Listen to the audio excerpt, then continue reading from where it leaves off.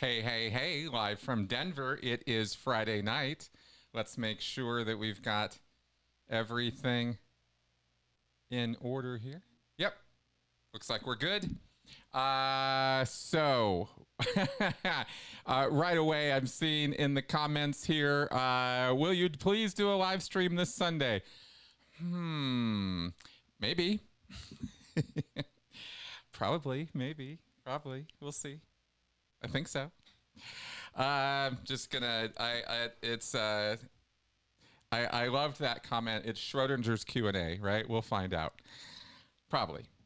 As you can see, I am not joined by my beautiful wife, Melissa, this week, and that's fine. She's just recovering from some new medications, and we're going to let her do that tonight. And she was very regretful that she could not be with us this evening. So, yeah, so there you go with that. I see some of the usual suspects and critics in the comments, which is awesome. Thanks, everybody, for coming around and watching me gab on at a mad rate here. We've got quite a few things to cover tonight.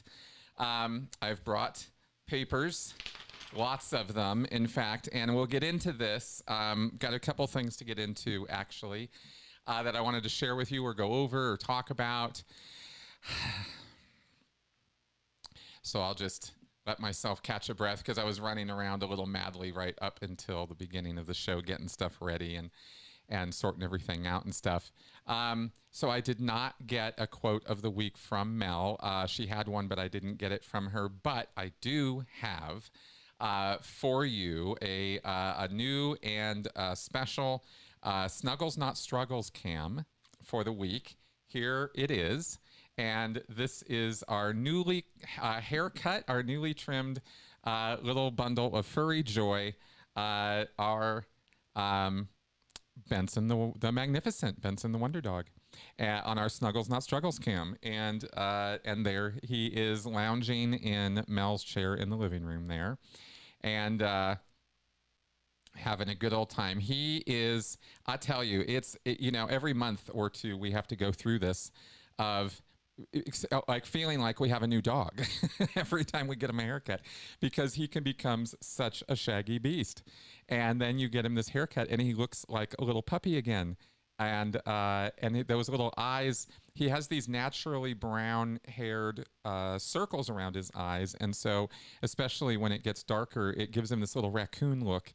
And anyway, I just think it's the most adorable thing ever. Of course I do, and I can't stop gushing every week about my dog. But that's our Benson. So no, okay. Now, as far as Dune Part 2, that is happening tomorrow. I said we weren't going to be doing that in the opening weekend. We wisely avoided all the crowds, and so we've got our tickets all picked out, and we are going tomorrow. And I will tell you guys all about it, or not all about it, but I'll certainly give you my opinions about it after I've seen it. I've heard nothing but fantastic reviews and feedback on it, so I'm looking forward. It's almost a 3-hour movie, and I'm pretty sure it's going to feel like an epic experience. I'm counting on a lot of things for this and with this, and knowing where the story goes.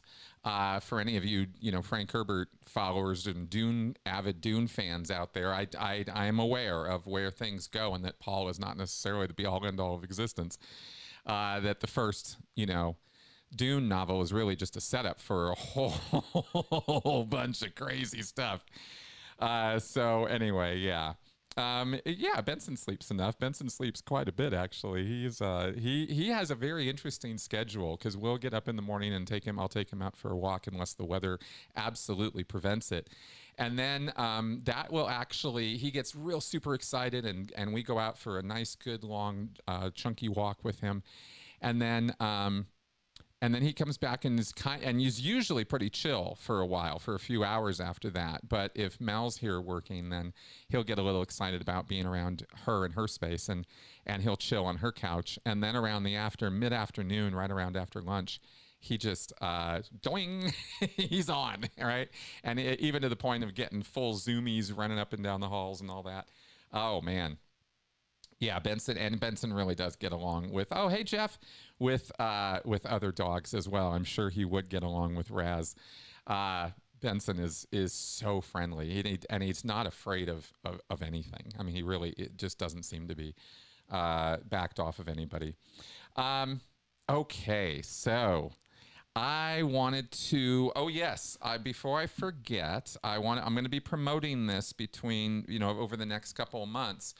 On May 11th, I'm going to be in Portland, and I'm going to be going to what's called a Safe Portland Conference. It's an ex-cult workshop recovery type thing, and not just Scientology at all. It just happens to be out in Portland because that's where the organizers are. And in fact, you will meet one of the organizers. Also happens to be one of my fellow alumni from the Salford, from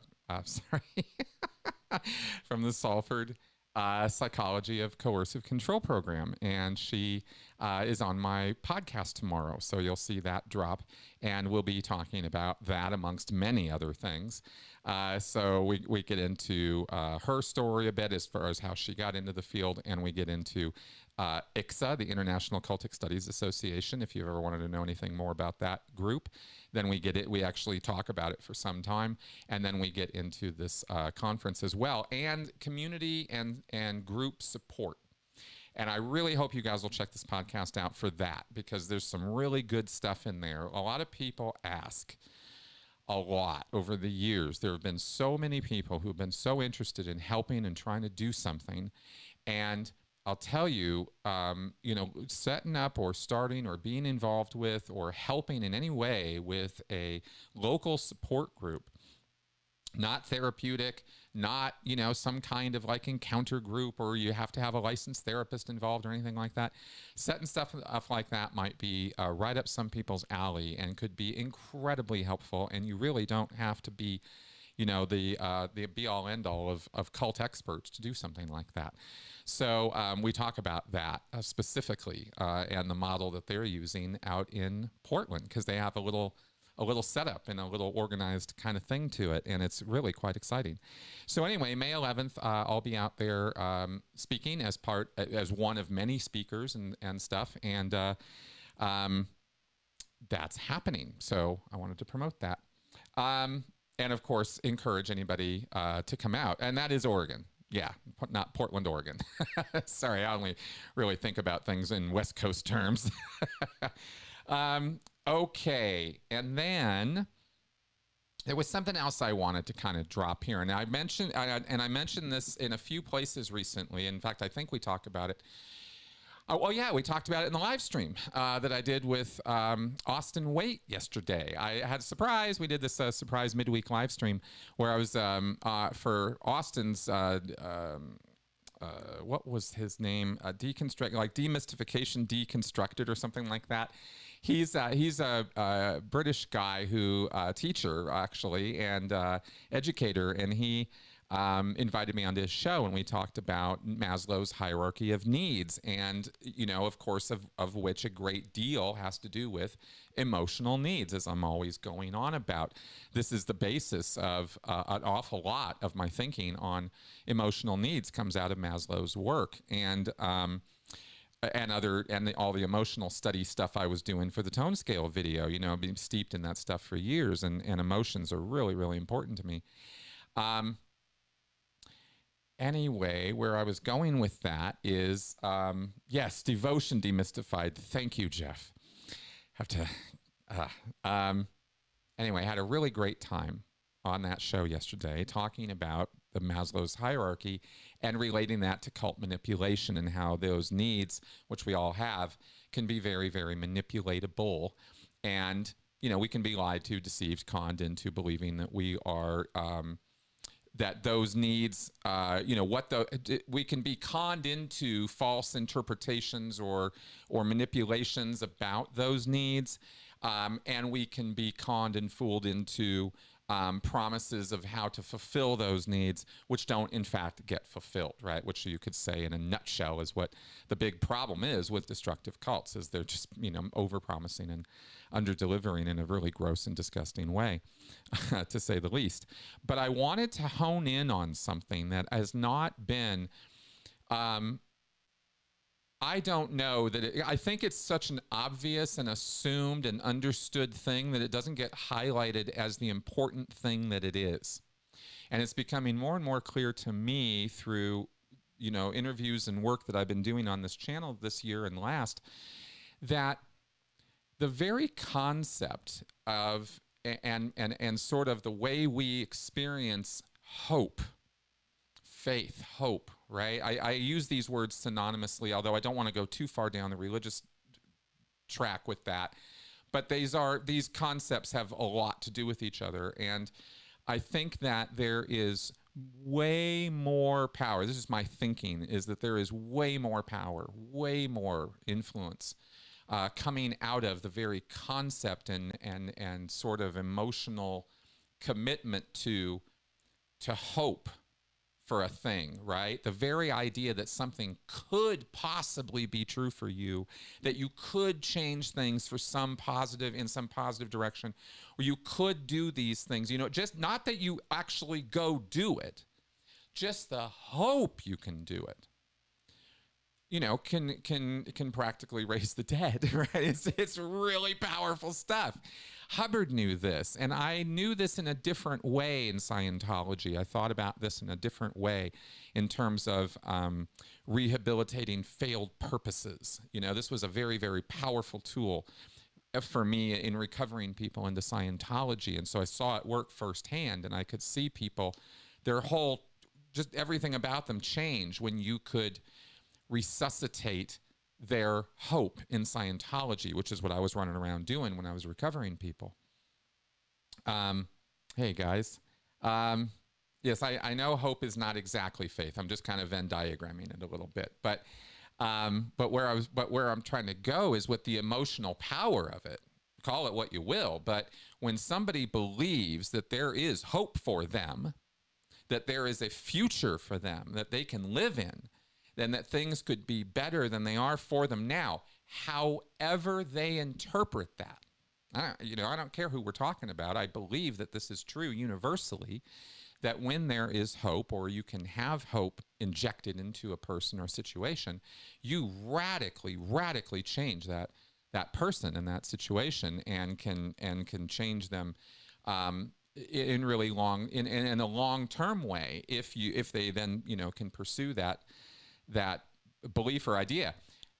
It kept me going for 27 years in Scientology, right? The hope of going OT, was a real through line for me the whole time I was in the Sea Org and in Scientology. And not getting to OT after 27 years was one of the, kind of nails in the coffin for me, doubting and wanting to get out of there, is losing hope and faith, in that, losing faith, losing hope in that goal, and the fact that was ever going to happen to me. It wasn't, and I was done, and get me out of the Sea Org. But I didn't want to leave Scientology yet, because I wanted that goal. So I think it's pretty powerful stuff. And if you watched my podcast a few weeks ago with Dr. Jessica Schleider, we talked about this in a way, in terms of the concept of introducing to a person, anybody, anywhere, on a single session intervention is what we were talking about. If you remember us talking about that, we talked about the fact that you can get a significant, statistically measurable change in a lot of people simply by getting the idea across to them that something can be done about it.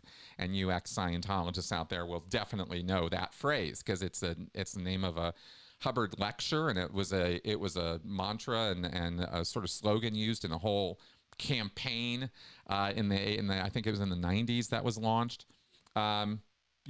Big deal.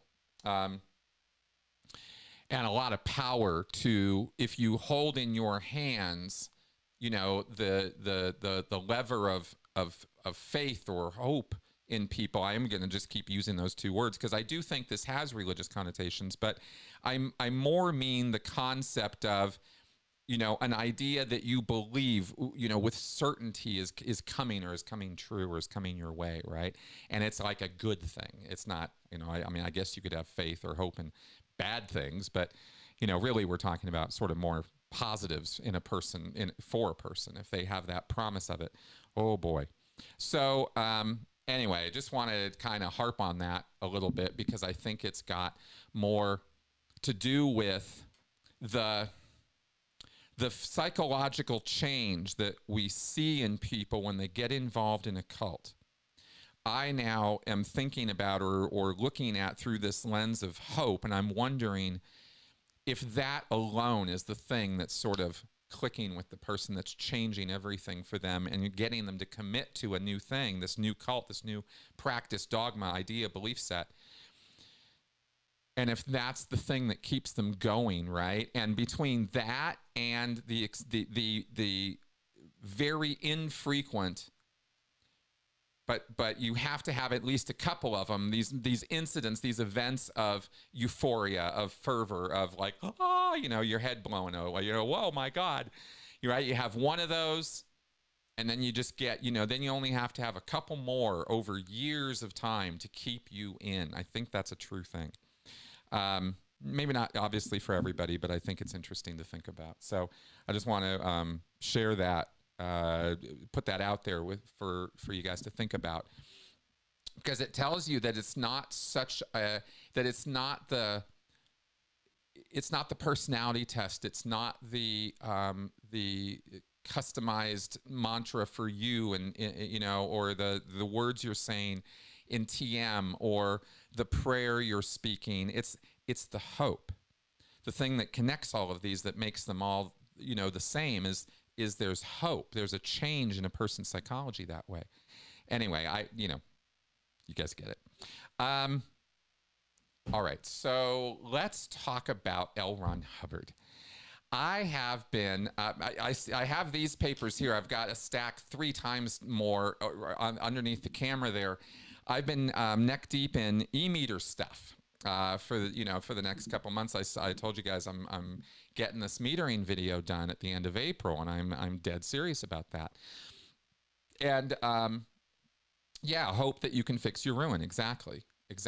That you know, you get the ruin, and with the ruin comes the hope, the change that we're going to do something about it. It's not just sticking in it.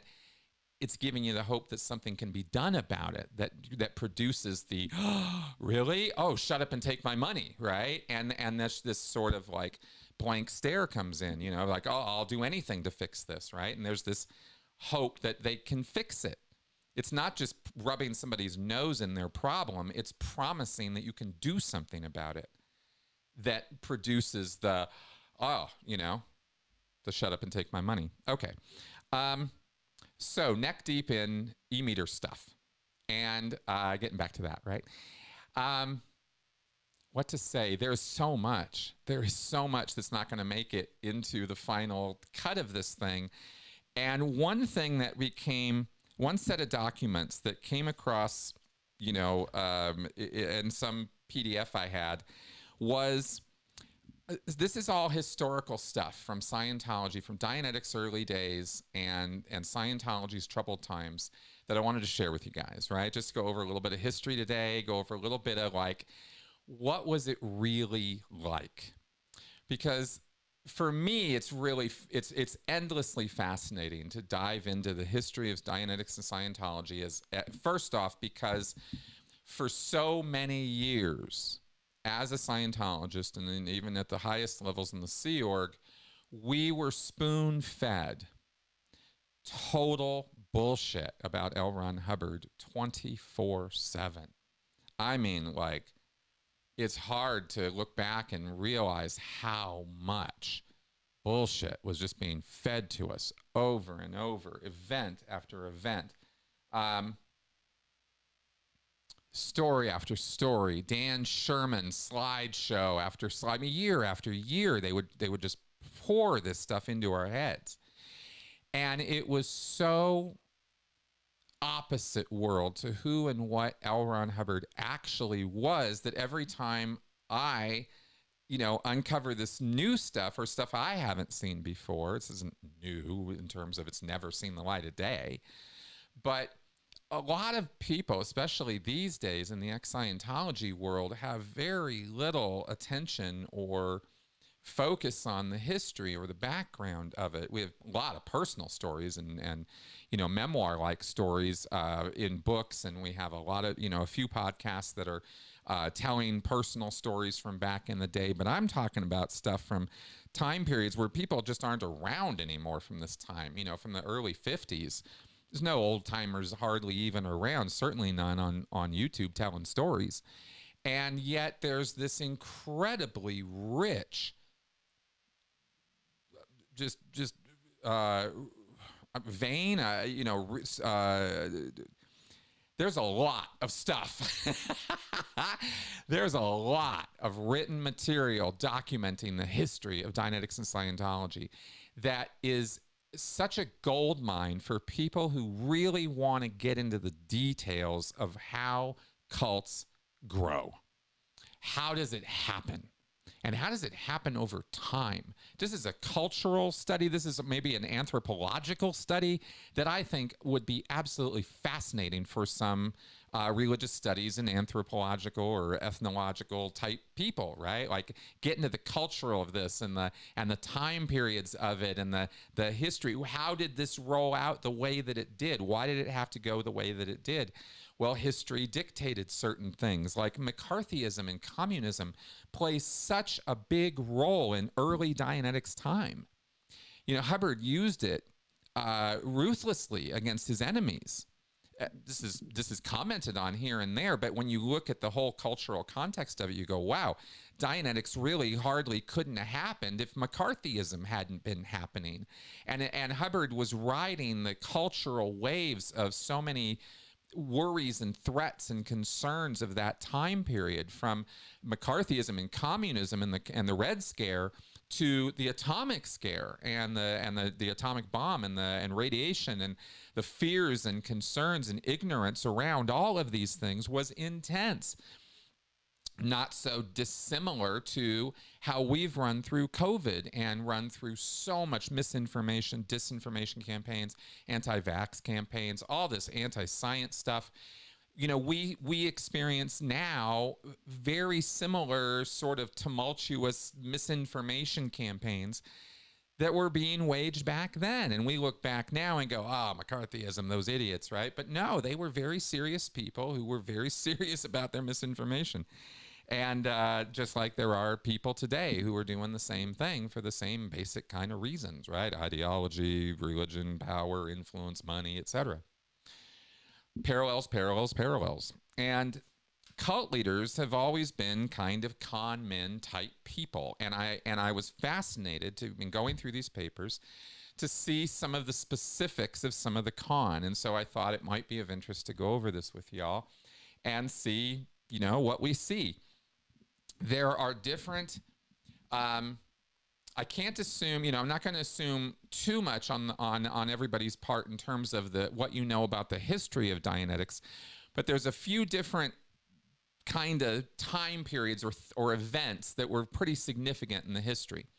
Obviously, the founding of Dianetics in May 1950 with the publication of the book. That's May 1950.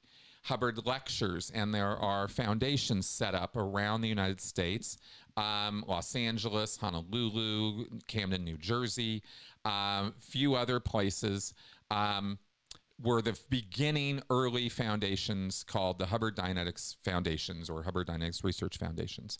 Those were the things that went bankrupt by 1951. Hubbard bankrupted them, and it grew really fast. He had a lot of help, but the whole thing kind of crashed and burned because he had no idea what he was doing. I even gave some quotes about that in the tone scale thing the other day, right, from A.E. Van Vo, one of the guys who was there with Hubbard trying to make a go of it, and saw Hubbard had no idea what he was doing and was just ripping the foundations off and doing all this crazy stuff with personnel, and it was all a bit of a mess. So by 51, Hubbard runs off to Cuba, does his whole science of survival thing, sets up shop in Wichita. But see, the California organizations and the New Jersey foundations were going bankrupt, and creditors were knocking on the doors. And they were coming after Hubbard, and they were coming after the money, and Hubbard was claiming bankruptcy, but what he was really doing was doing this fly-by-night operation of running from one state to another and trying to stay one step ahead of the creditors and the people who are coming after him, which is all documented in here. And I was just I knew this, of course. You know, we know the broad strokes of the history of this. And Russell J. Miller's biography, Barefaced Messiah, goes into a lot of these details. But if you haven't read those books, you know, or read all these documents, then it's just, you just go, my God, it's so kind of complicated how these guys will obfuscate and maneuver and get allies on their side, various people in different places that think that, you know, connecting like with an L. Ron Hubbard is, you know, yeah, this is the guy who's going to get me, you know, riches and glory or whatever. And they'll work for a Hubbard for a while, right? Just like they work for other unsavory types for a while until they find out what they're really connected to. And off they go. Yeah, All About Radiation is not still being sold, as far as I know. Oh, wait, no, hang on. No, I think there is. I think it is still in the basics. Is it? Shit, I don't actually know. I don't remember it being in the basics. There are new lectures about radiation and stuff, but I don't remember if. Yeah, I don't think that book is actually still being produced as part of the basic books. So these are, what I'm looking at here are documents that were compiled by Volney Matheson, including a lot of letters from Volney Matheson. Now, Volney has a very prominent figure in the history of Dianetics and Scientology because this is the dude who invented the e-meter. And it turns out that it's true. He heard Hubbard lecturing in 1950 about psychologists or psychiatrists or therapists being, you know, and the problem of getting the communication of what was going on in the person's, the patient's head. You know, when he said words or communicated ideas, the therapists often wouldn't understand or duplicate or try even to understand what the person was saying. And Volney Matheson thought this made sense and something could be done about. And what could be done about it was to create an electronic device that would measure, you know, what's going on up here so that the therapist would have definite, oh, that's what's going on. This is where the problem lies, and let's get it sorted out, right? That was the beginning concept of the e-meter in Volney Matheson's mind, according to his own writings on the subject.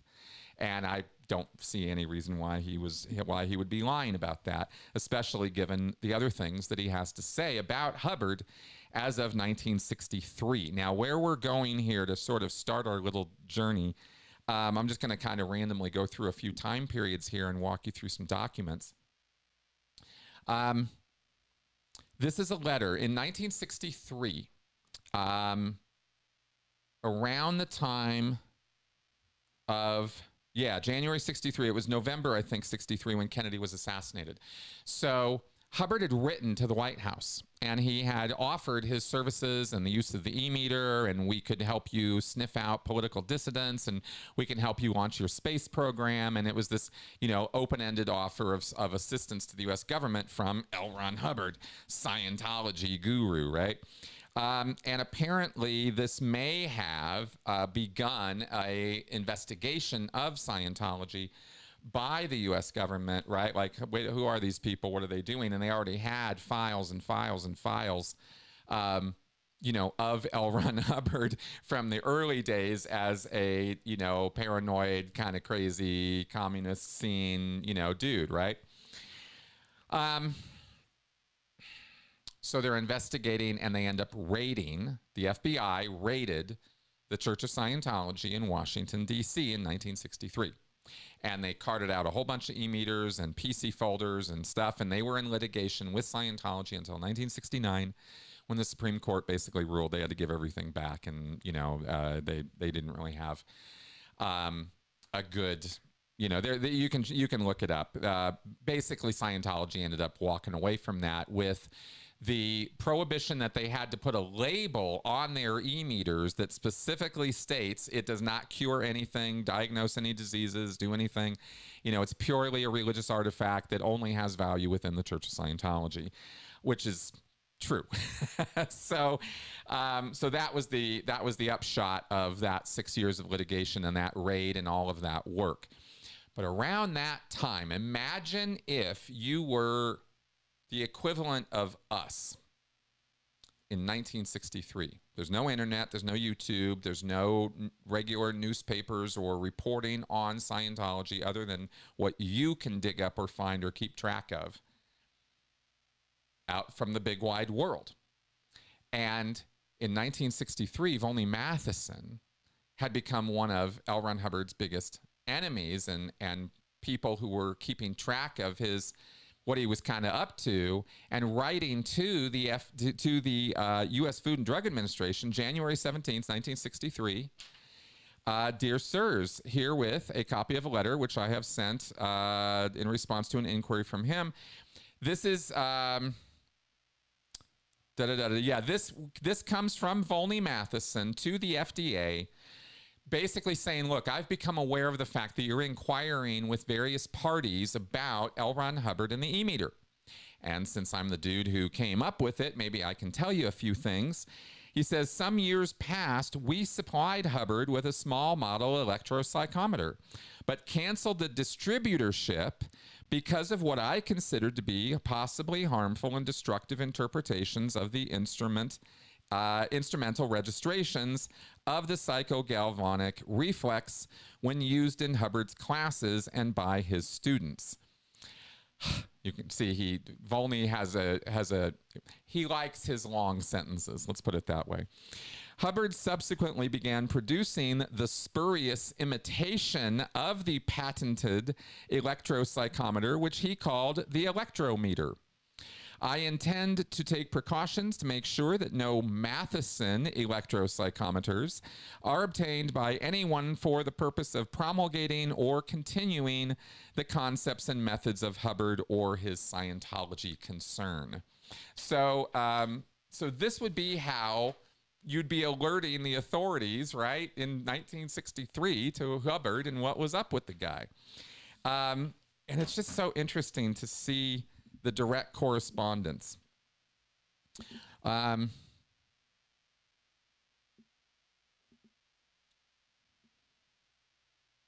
and here's Volney still trying to find out, are these guys connected with Scientology, investigating Scientology? Are they favorable? Are they against? He didn't even know. He just heard that there were inquiries being made, and off he goes.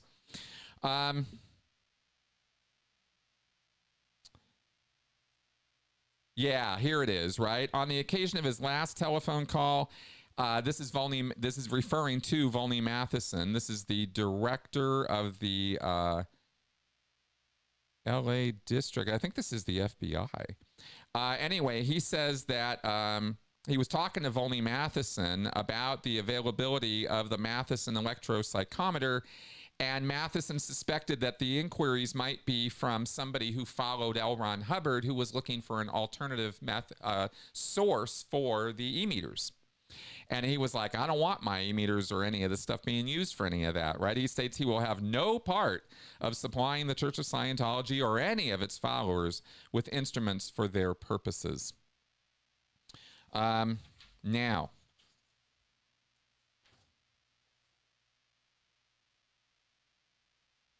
oh yes.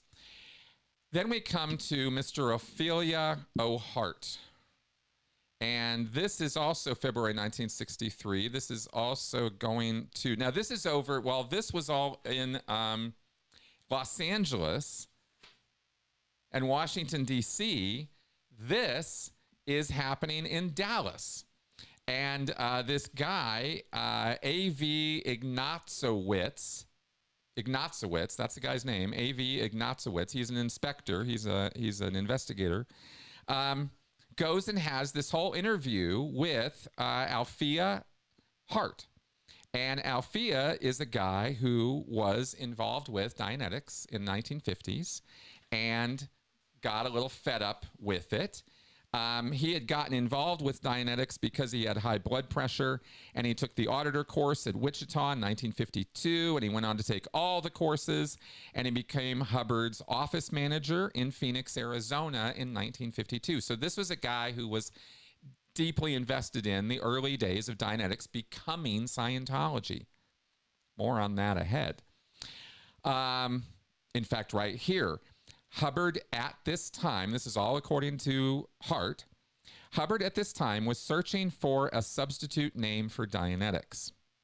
Hart suggested that the process of treatment be called Scientology. Hubbard several months later began using the term Scientology. Maybe it's true. What? What?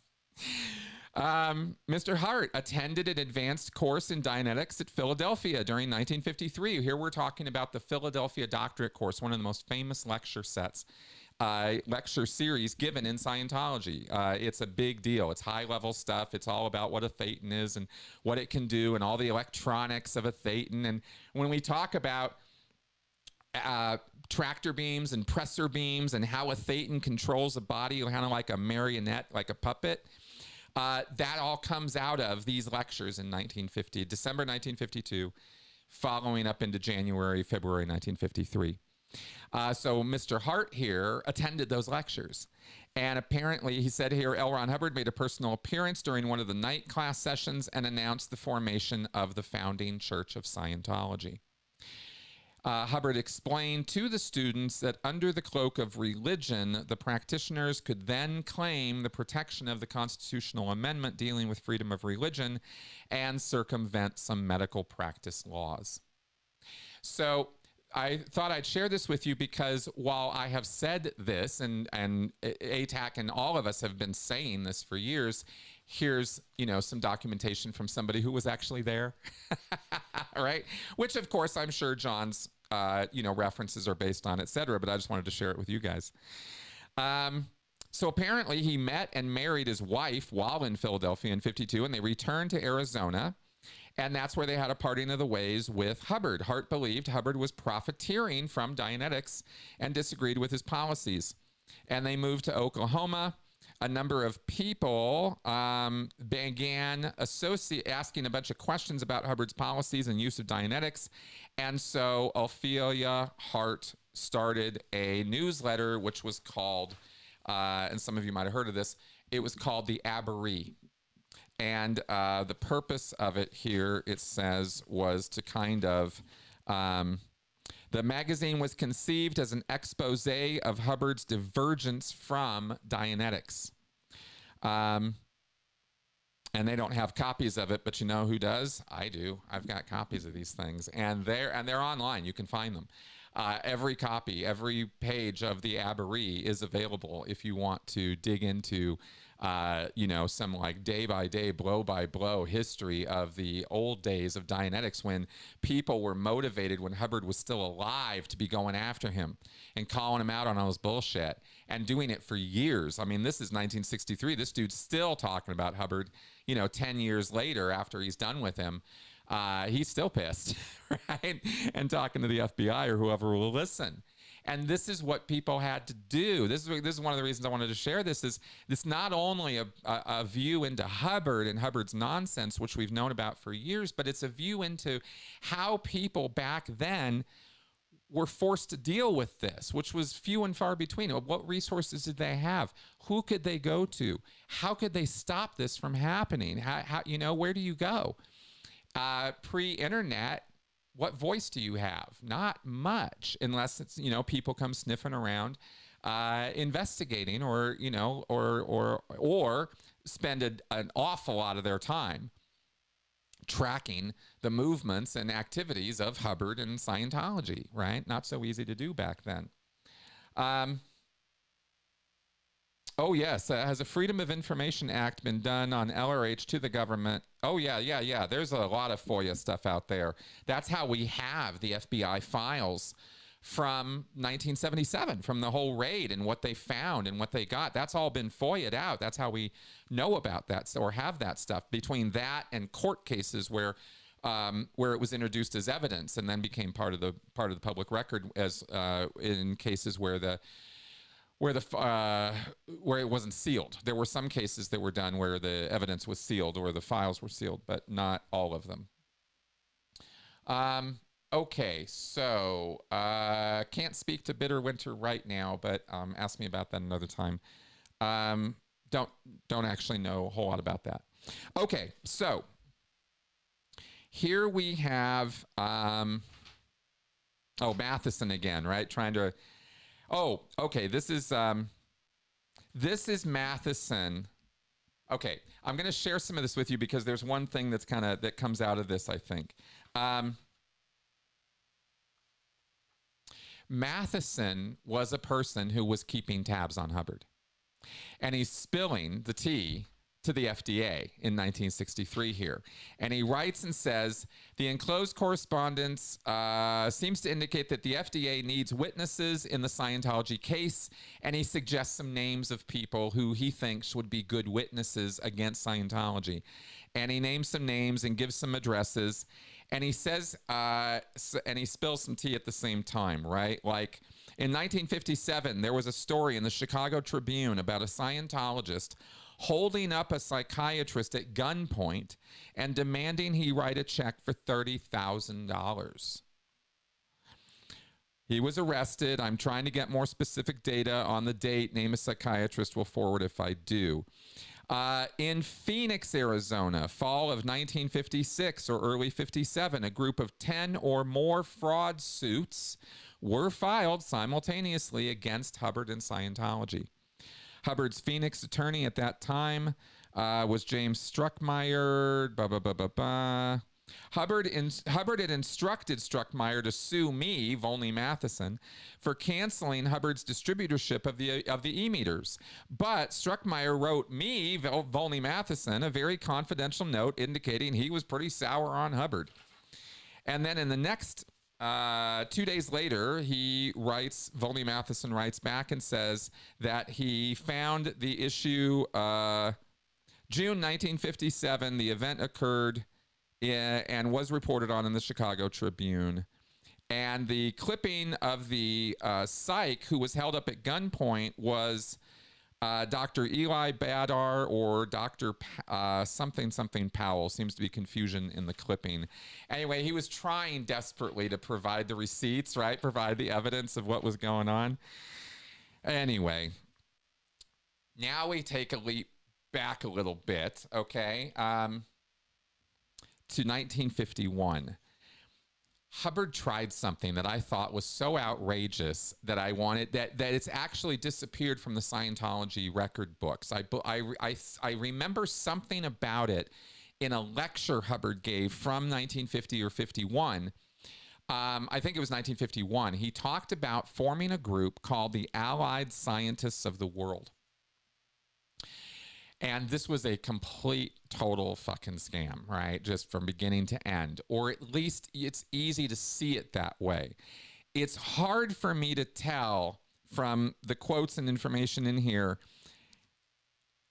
whether Hubbard might have been in this frame of mind where he was just so fervent and frantic about his own greatness that maybe he thought this was some idea that was going to catch fire, and it was going to not only make him rich, but it was going to actually bring science together under his sway or something. I mean, the delusions of grandeur that would be necessary for that to be true, possible. I mean, I've talked about Hubbard's megalomania, so, maybe, but it certainly is so scammy, okay? And this was really interesting too for me, and I hope it is for you guys, that this was December 1951. This is the Denver area Better Business Bureau. And this whole stapled together document here that goes on for 8 pages, 7.5 typed pages, is the Better Business Bureau's first effort to, 5 pages. These first two things are something else. This was the Better Business Bureau's first effort to try to document and disseminate information about Dianetics and the Allied Scientists of the World scam. Because what they were doing is they were writing to scientists and trying to get money from them. I'm reading here from cs.cmu.edu,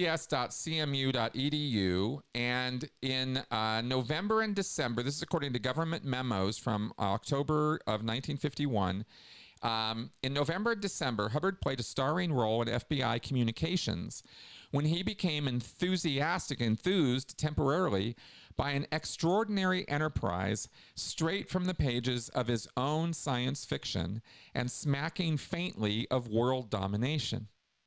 His idea was to establish an alliance of leading international scientists and to store all the latest scientific research on microfilm in an atom bomb-proof archive somewhere in Arizona.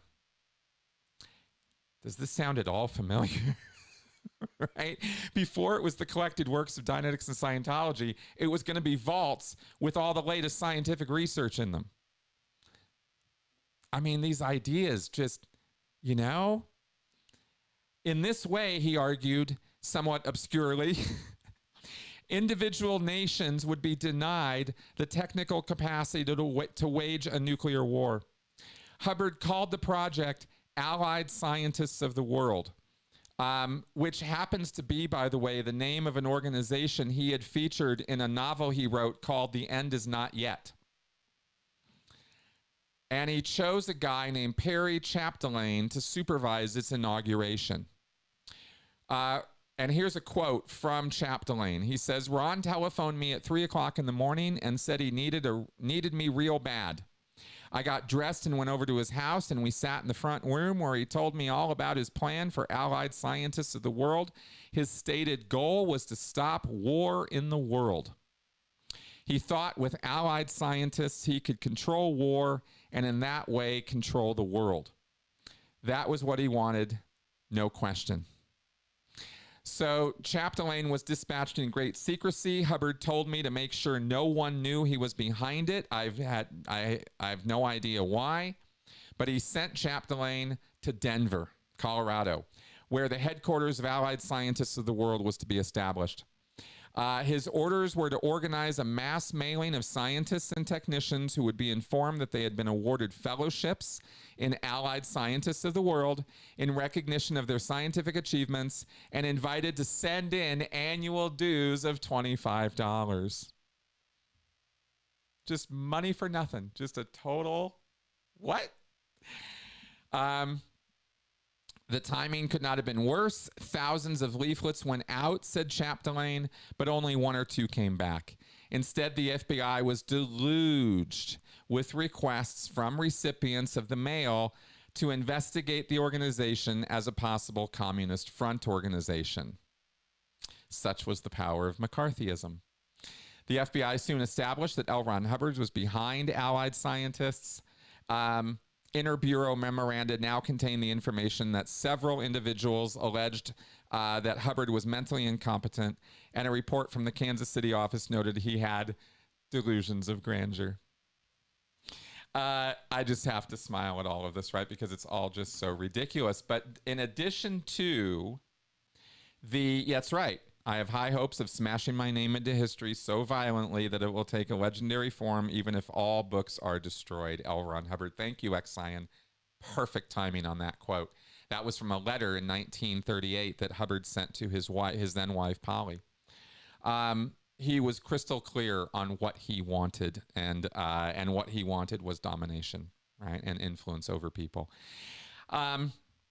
On a completely parallel line to the FBI investigating and having files on this is the Denver Area Better Business Bureau, also doing the same thing. And this was what these documents were collected and in an archive that Volney Matheson was keeping in 1963. He was sending this stuff to the FDA. Oh, now you guys are going to take a shot at Scientology because the FBI's been tracking with them, but they never really did much. Maybe you guys will do something about it. Here's all the data I've got, right? And see, it's this, we've been doing this for a long time. I think that's what I'm trying to get across today. Is this has been going on, this fight against Scientology and trying to get the governments of the world to take it seriously has been a decades and decades long battle from the very beginning. This set of documents of the Better Business Bureau put together has them tracking the fact that Hubbard shut down in California. It all started with investigating this allied scientists of the world. A number of bureaus are receiving inquiries on the subject. The literature is rather vague.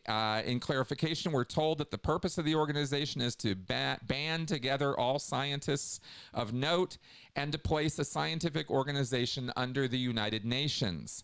See, now they're bringing the UN into it, right? The story changes.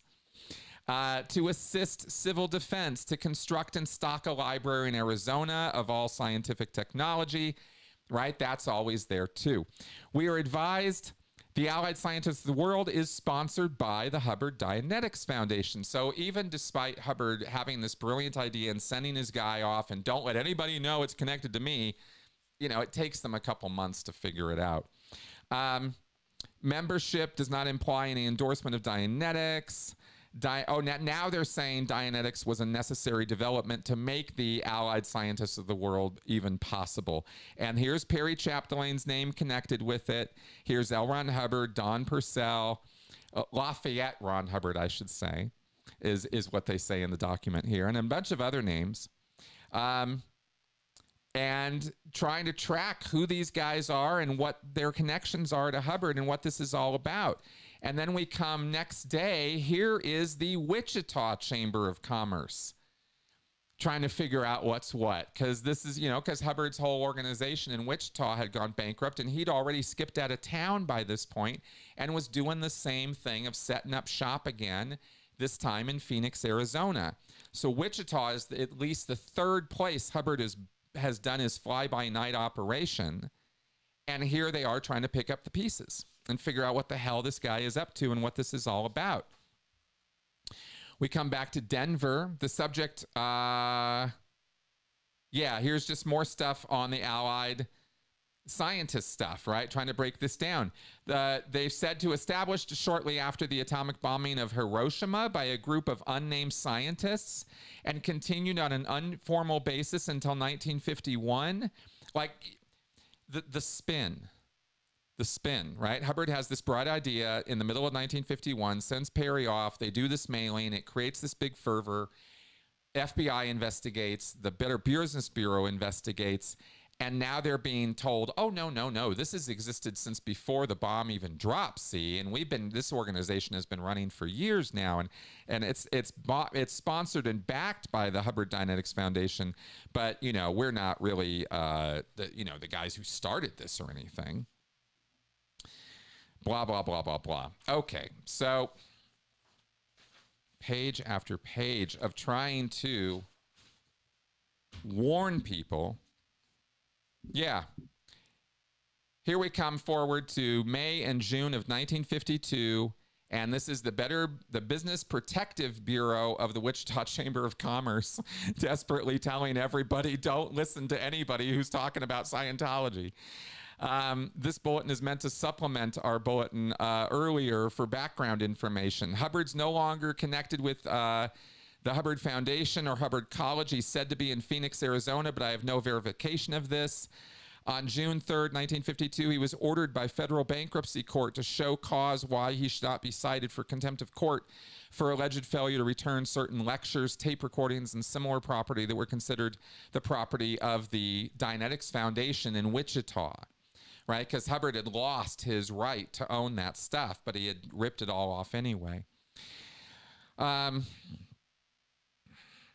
James Elliott, Hubbard's associate in the Hubbard College, is wanted on a felony warrant on charges he unlawfully took similar property from the foundation. Hubbard and Elliott have sold the Hubbard College to one Virginia Pidgeot, who will presumably continue to operate under that name. Miss Pidgeot's qualifications for operating a college to teach Dianetics are not known to us. She is known here as a promoter in various types of enterprises with her divorced and deceased husband. Well, turns out the next document, Hubbard College did not really get into operation. This is by November 53. Hubbard College did not really get into operation before it was sold to a woman promoter who, for your information only, has since been returned to a state institution for the insane. So, you know, what's Hubbard up to? Unload on whoever will take it and get the hell out of town, right?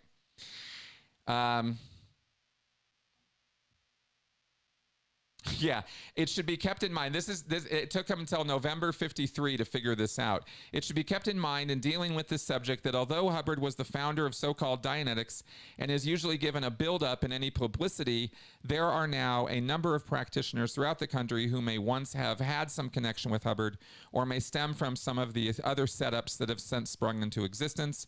Whether or not such operators have the sanction of Hubbard does not seem to us to be important for obvious reasons. In other words, they were totally onto him at this point, right? And by 1954, here is, I'm not going to read all this to you. In fact, I'm not going to really get into it at all. I just wanted to share with you guys that this 8-page document from the Church of Scientology, from John Galusha, the secretary of the board of directors of the Hubbard Association of Scientologists, has managed by 1954 to spin all of this.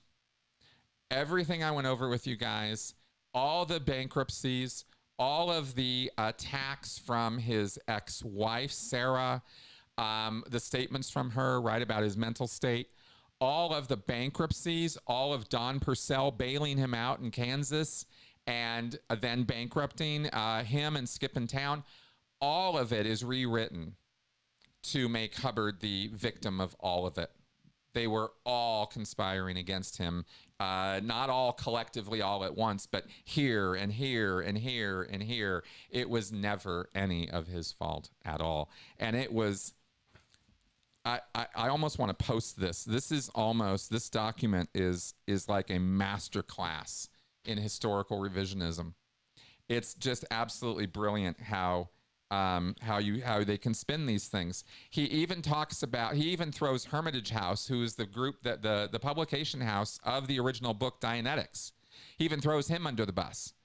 Right? They insisted on a popularized version and a more popular name for the subject, and Hubbard, foreseeing no more than a few thousand copy sale, agreed. They altered the manuscript and wrote a new introduction, and they chose to publish an article about Dianetics by Hubbard in a pulp magazine.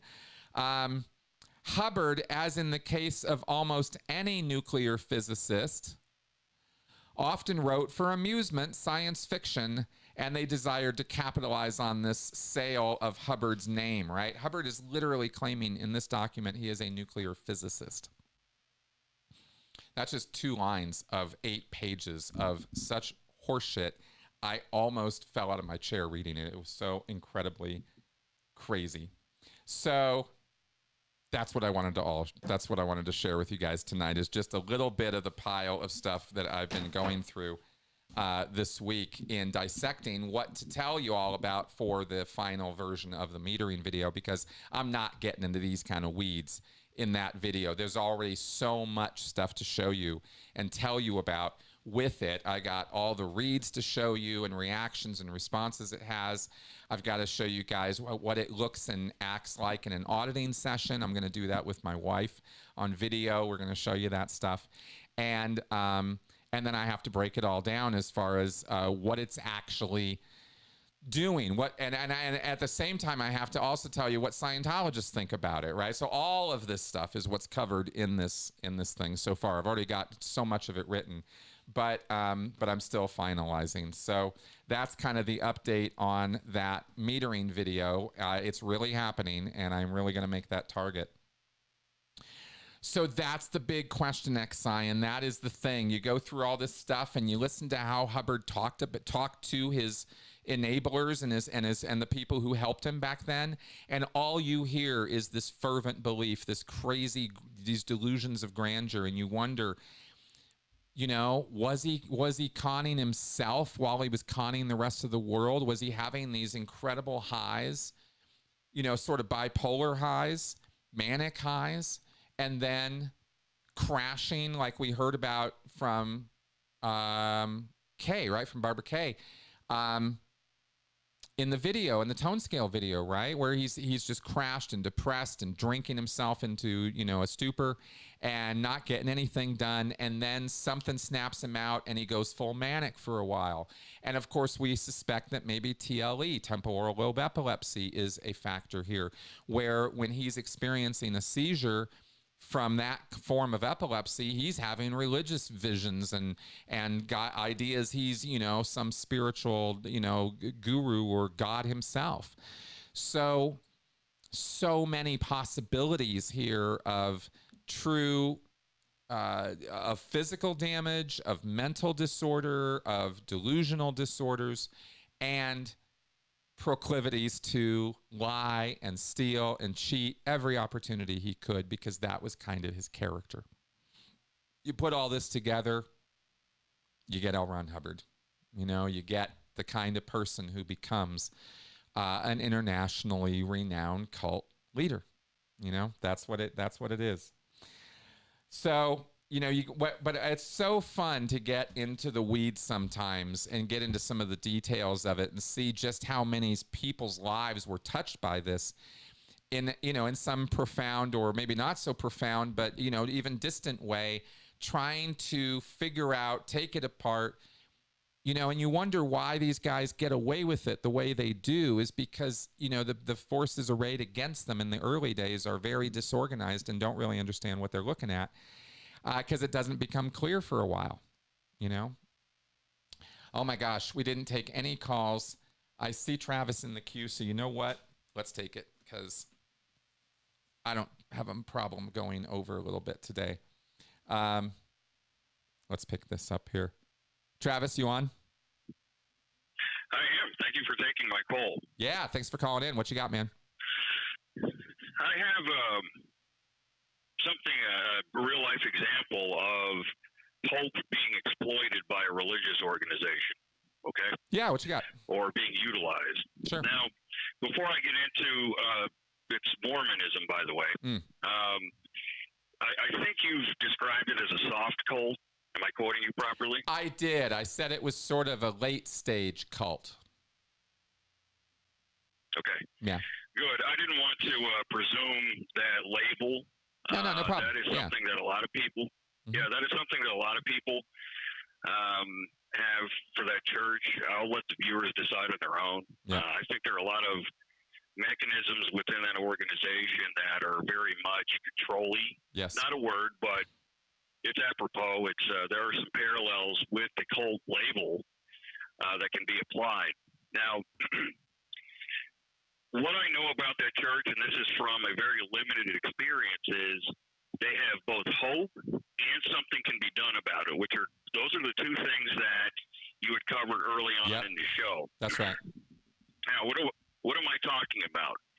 Basically, by one's own actions, if they were to join the church and do everything that they're supposed to do, they can get into the top version of heaven. Okay, Only Mormons can get to the top level of heaven.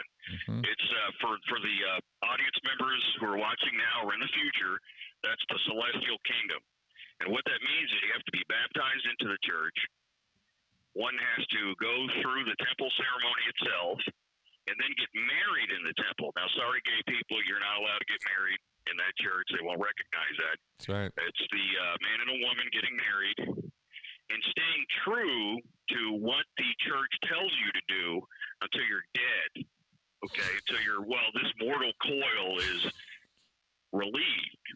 Okay, Now you think about that for a second. You mean all I have to do is do these things, and I get the crowning glory of being in the top level of Mormon heaven, which is, it sounds to me like it's pretty ridiculous. You get to populate planets.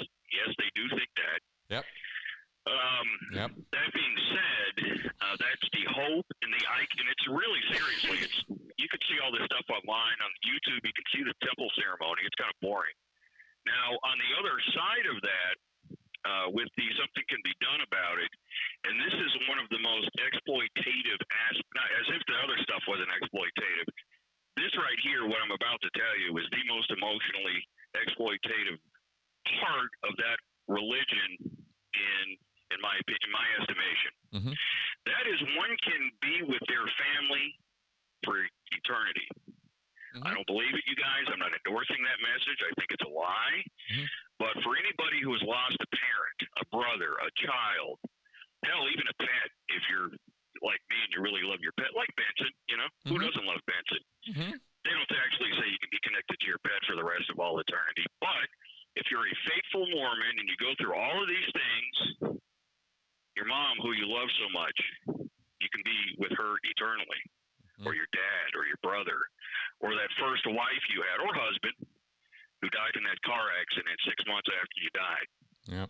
Now, listen, that's just playing on people's emotions. Oh, yeah. I would give all the money in the world to be with some of the relatives who I've had who've passed away. Just 5 more minutes hearing from them would be worth $10 million to me. Sure. So that, to me, is the hope and the something can be done about it. And I'll go with a soft cult. Is that fair? Sure. Fair enough. Fair enough. Okay. I mean, it's not a term I would ever use. I don't, because I don't think I've put it that way before, because the stuff that the Mormons get up to is still pretty wrong. You know, it's pretty bad. So, yeah. I wouldn't want to make it sound like it's less by calling it soft, I guess, is my only problem with that word. Right. And I am, another disclaimer, I am in no way endorsing any part of their message. Right. The reason why I make that distinction is because, when my view, a hard cult is something like Scientology, where or a strict cult as opposed to a non-strict cult. Scientology gets you in a room and says, if you pay us $30,000 or $1 million, you can now, what is it? You get to create with your mind. You get to, what is that called? Oh, postulating? You can make things happen. Yeah, you can just create. Yeah, you can make things happen with your mind. That's right. I mean, that is quite the pronouncement, quite the hope-inducing. It's bogus, but here I am talking to you. You were a smart person, you were a decent person, and all that stuff got exploited. Yeah. And that's why we're here talking, or you're here talking about it, because guess what? Don't do it, right? That's right. Exactly right. There you go. All right, That's man. all I had, and if you've got some, thank you. Take care. You bet, man. Talk to you. Bye-bye. All right. That was good. It was good stuff. Thanks for calling in, Travis. And I'm just going to go ahead and start wrapping up the show here. But I wanted to thank everybody for coming around and watching me gabber on at a mad rate about all this stuff. I hope you shared my enthusiasm for this tonight. I was a little nervous about doing this because it seems kind of dry and not, whatever. But I tried to kind of put it into the context of the history of it. And I just, I think the other reason, I wanted to say I should have led with this. I'm sorry. After April, I'm not doing any more Scientology breakdown content, right? So I've kind of got a couple things on a little bit of a bullet point, stuff that I like to get done between now and then. And this kind of stuff is sort of some of that, right? It's just covering some of this stuff because after April, after I get this metering video done, I'm going to be breaking down other cults and other ideas, like that phone call we just had with Travis so wonderfully, talking about the breaking down Mormonism. I want to do like full blown breakdowns on that stuff for you guys, so you have the same way I've done with Scientology, really, and kind of do that stuff. So anyway, we'll see how it goes, but those are some of my plans. Now for this week, fallacy. Personal incredulity. Your fallacy is personal incredulity. Saying that because one finds something difficult to understand, that it's therefore not true. That would be a logical fallacy. Just because something's hard to understand doesn't mean that it's not true. Kirk drew a picture of a fish and a human, and with effusive disdain asked Richard if he really thought we were stupid enough to believe that a fish somehow turned into a human through just like random things happening over time. Is that what you want me to believe, right? Because that sounds stupid, right? Doesn't mean it's not true. That's what's so funny about science. I love this stuff. Okay, so that's our fallacies for the week. I mentioned the podcast to you guys. Stay tuned on Sunday as to whether it will be live or pre-recorded. I actually truly haven't decided yet, but given my schedule for this weekend, it's looking like it's going to be live, and then you'll have After Scientology Straight Up and Vertical on Monday. All right. See you guys soon. Bye-bye.